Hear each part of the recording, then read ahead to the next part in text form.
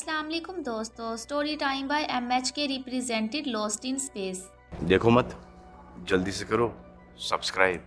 अनजान प्लेनेट पे फंसे हुए लोगों की कहानी बताती है कि जहाँ पे हमने देखा था कि इस प्लेनेट से निकलने के चक्कर में लोगों की जान तक भी जाती है। कुछ बुरे लोग जिनके हाथ अच्छी टेक्नोलॉजी नहीं लगनी चाहिए थी, उनके हाथ में एलियन रोबोट भी लग जाते हैं। इस सारी कंटिन्यूटी के साथ एपिसोड नंबर 8 स्टार्ट होता है। एपिसोड के स्टार्ट में इवान दिखाया जाता है जिसकी हालत हद से ज्यादा खराब थी। जूरी उससे बात करते रहने का ट्राई कर रही थी ताकि वो जिंदा रहे और बेहोश ना हो। जूरी को अब डॉन की बात समझ में आती है। वो है तो एक अच्छा इंसान और उससे वो थैंक्स भी कहती है। जून ने यहाँ पे रोबोट के हर एक पार्ट को उसके जगह पे रख दिया है, लेकिन अभी तक रोबोट स्टार्ट नहीं हुआ और वो स्टार्ट कैसे होता है ये बात भी जून को नहीं पता। यहाँ मोरिन के पास में अभी कोई रास्ता नहीं होता किसी से कांटेक्ट करने का, ना तो ये लोग किसी से बात कर सकते हैं, ऊपर से इनके चैरिट के अंदर ऑक्सीजन भी खत्म होती जा रही थी। इतनी दलदल में फंसे होने की वजह से चैरिट का टेम्परेचर भी हद से ज्यादा बढ़ गया था।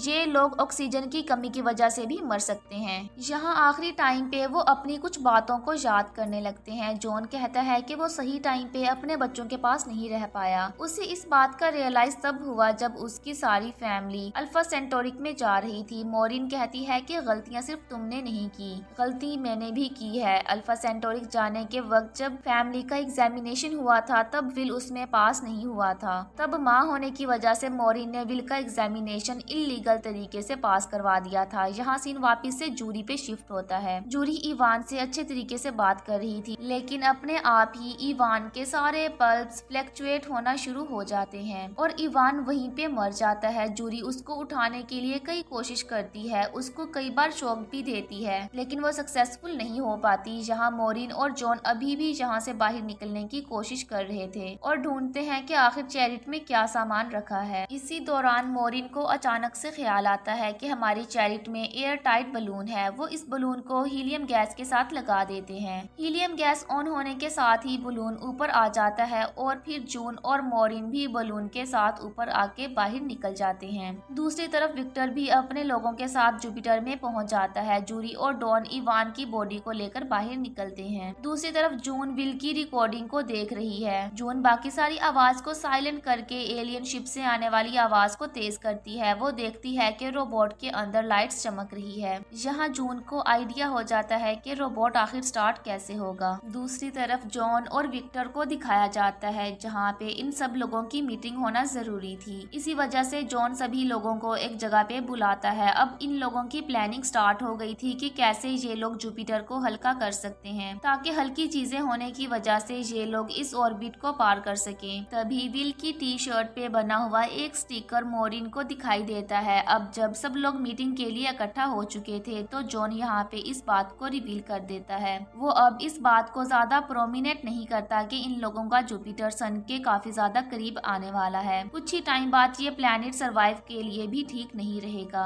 अब यहाँ पे उसी टाइम मोरिन आती है और बताना शुरू करती है कि 1962 में नासा पहले इंसान को स्पेस में भेजा था, तो वो इंसान को नहीं भेजा गया बल्कि सिर्फ और सिर्फ स्पेसशिप को भेजा गया था। और उसके बाद में जब भी स्पेस को भेजा गया तो उसे लाइट वेट करके भेजा गया, यानी कि सब लोगों को एक साथ जाने की जरूरत नहीं है, बल्कि ये इसी जुपिटर को हल्का करके और एक इंसान को भेज के रेजुलेट से मदद ले सकते हैं। इसी वजह से मोरिन, डॉक्टर और नाइको के दरमियान में मीटिंग होती है। नाइको एक पायलट थी, इसी वजह से ये काम उसे बताया जाता है, लेकिन जुपिटर को हल्का करने के लिए एक लाइफ सपोर्ट को हटाना पड़ेगा जो कि हद से ज्यादा भारी था। लेकिन स्पेस में जाने के लिए सर्वाइवल को लाइफ सपोर्ट की जरूरत होती है। उसके बाद भी नाइको उस मिशन पे जाने के लिए हाँ कर देती है। अब उस जुपिटर से जितनी भी हैवी सिस्टम थे जो काम नहीं आ रहे थे या फिर काम आ भी रहे थे, उन चीजों को बाहर निकाला जाता है। विल ने हमेशा से ही अपनी मॉम को ये काम करते हुए ऑब्जर्व किया है। इसी वजह से जो जुपिटर मदद के लिए जाने वाला था उसे वो खुद के जुपिटर से कनेक्ट करता है, उस रेडियो फ्रीक्वेंसी के, जिससे ये लोग कनेक्ट में रह सकें। यहाँ जूरी और डॉन भी वापस लौट चुके थे। उसी टाइम जून भी इन दोनों को देख लेती है और एक चैरिट में बैठ जाती है और उस चैरिट को बंद कर देती है। विल यहाँ आकर मॉरिन को बताता है कि अगर जुपिटर को एक दूसरे के साथ कनेक्ट करना है तो उन्हें एक सिक्योरिटी कोड की जरूरत है जो कि सिर्फ विक्टर दे सकता है। तब यहाँ विक्टर कहता है कि इसके लिए इसे जुपिटर के अंदर जाना पड़ेगा। विल वहाँ से अकेले नहीं जा सकता था। तभी वहाँ पे जून आती है और कहती है कि विल को मैं अपने साथ ले जाऊंगी। मॉरिन यहाँ पे बाहर आती है और विक्टर से सिक्योरिटी कोड मांगती है और बाद में एंजीला के पास जो गन थी उससे रिलेटेड बात भी करती है कि आखिर तुमने एंजीला को गन क्यों दी। विक्टर कहता है कि मैं हर सिचुएशन में अपनी फैमिली को सेफ जरूर रखना चाहता हूँ, लेकिन इस गन से मेरा कोई लेना देना नहीं है। यहाँ जब जूरी मॉरिन से मिलती है तब वो मॉरिन को डॉक्टर स्मिथ का सारा सच बता देती है। जून जो कि डॉक्टर स्मिथ बनी हुई है वो एक झूठी लड़की है। यहाँ डॉन और जॉन दोनों एक साथ बैठ के उन चीजों के ऊपर डिस्कस कर रहे हैं जो कि जुपिटर से हटाई जा सकती हैं, जिससे कि जुपिटर और ज्यादा हल्का हो। यहाँ जब मॉरिन को पता चलता है कि जून असल में डॉक्टर स्मिथ नहीं है, इसी वजह से वो जल्दी जल्दी भागकर अपने बेटे के पास जाती है, विल के पास के जून ने विल को नुकसान तो नहीं पहुंचाया। अब मॉरिन अंदर आने के बाद विल को सेफ देखती है और विल को वहां से बाहर भेज देती है और अपने साथ में जून को चलने के लिए कहती है। मॉरिन जून को बात करते करते नीचे बेसमेंट तक ले आती है। यहाँ जून को भी आइडिया लग गया था कि मॉरिन को उसकी सच्चाई के बारे में पता चल गया है। जून मॉरिन के ऊपर अटैक करने वाली थी, उससे पहले ही मॉरिन दरवाजा बंद कर देती है और जून अंदर फंस जाती है। जून यहाँ पे खुद की सफाई देने की बहुत कोशिश करती है कि कैसे वो फंस गई थी और रेजुलेट के ऊपर हमला हुआ था। उस सिचुएशन में वो क्या करती। डॉक्टर स्मिथ जो के पहले ही मर चुके थे, उसने बस उनका जैकेट लिया। उस डरी हुई सिचुएशन के बाद आखिर वो क्या करती। ऐसा करके वो मॉरिन को इन्फ्लुएंस करने की कोशिश करती है, लेकिन इस बार मॉरिन जून की बातों में नहीं आती और वहाँ से चली जाती है। यहाँ पर मॉरिन का ध्यान अपनी तरफ करने के लिए जून काफी सारी बातें बताती है। वो कहती है कि उसका नाम जेसिका हैरिस है और जुपिटर पर जो भी जाएगा वो इंसान सेव नहीं रहेगा। ऐसा कह के वो मॉरिन को डिस्ट्रैक्ट करने की कोशिश करती है, लेकिन मॉरिन तब जान गई थी कि जून वैसे ही एक धोखेबाज लड़की है, क्योंकि एंजीला को गन जरूर जून ने दी होगी, क्योंकि विक्टर ने तो गन देने से मना कर दिया था। मॉरिन आकर जब जॉन से पूछती है कि जुपिटर का काम कैसा चल रहा है तो जॉन कहता है कि अभी भी जुपिटर काफी हैवी है, अब हम इम्पोर्टेंट सामान को तो बाहर नहीं निकाल सकते। तब मॉरिन कहती है कि हाँ, अगर उन सामानों को निकाल दिया जाएगा तो नाइको हद से ज्यादा परेशान हो जाएगी और ऊपर से लाइफ सपोर्ट सिस्टम को निकाल भी दिया जाएगा तो वो बेहोश भी हो सकती है और वापस रिकवरी होने में काफी टाइम लग जाएगा, और अगर एक बार बेहोश हो गई तो वापस होश में आके ऑर्बिट से निकलते ही जुपिटर को संभालना भी पड़ेगा। तब यहाँ पर जॉन और मॉरिन दोनों जाकर नाइको के एग्जामिनेशन चेक करते हैं, जिसकी एग्जामिनेशन में 54 सेकंड का टाइम था वापस बेहोश होकर रिकवर होने में। लेकिन इन लोगों के पास इतना टाइम नहीं कि कोई बेहोश होने के बाद इतना ज्यादा टाइम रिकवर होने में ले। तभी वहाँ पर जॉन की जब टाइमिंग देखी जाती है तो उसकी टाइमिंग सिर्फ 19 सेकंड थी, जो कि बेहोश होकर रिकवर होने के लिए सबसे ज्यादा फास्ट थी। जॉन को एक बार के लिए डर जरूर लगता है कि शायद वो ये काम नहीं कर पाएगा, उसने कभी जुपिटर नहीं चलाया था और उसे इन चीजों का नॉलेज भी नहीं है। लेकिन मॉरिन कहती है कि अगर तुम यहाँ पर सब लोगों को जिंदा देखना चाहते हो तो ये काम तुम्हें ही करना पड़ेगा, तुम्हें जाके वापस आना पड़ेगा। एक बार फिर से रॉबिन्सन फैमिली एक डिसीजन को लेने के लिए साथ बैठती है, इसके लिए कि जॉन को जाना चाहिए या नहीं। ये तो गाइस हमें नेक्स्ट एपिसोड में ही पता चलेगा। तो मिलते हैं एक नई एपिसोड के साथ, तब तक के लिए अल्लाह हाफिज।